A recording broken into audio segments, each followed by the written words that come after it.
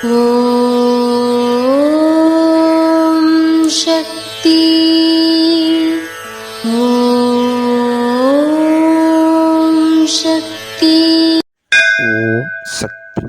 காலவெள்ளம் விரைவில் போவது போல காலனும் விரைவில் வந்து கொண்டிருக்கின்றான். வீட்டிற்கு பாதுகாப்பு தேவை. தனக்கும் பாதுகாப்பு தேவை.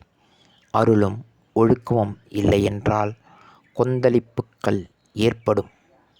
அழிவுகள் கொதிக்கத் தொடங்குகின்ற போது தர்மத்தாலும் ஆன்மீகத்தாலும் தான் தணிக்க முடியும். இது அன்னையின் அருள்வாக்கு. குருவடி சரணம், திருவடி சரணம். ஓம் சக்தி.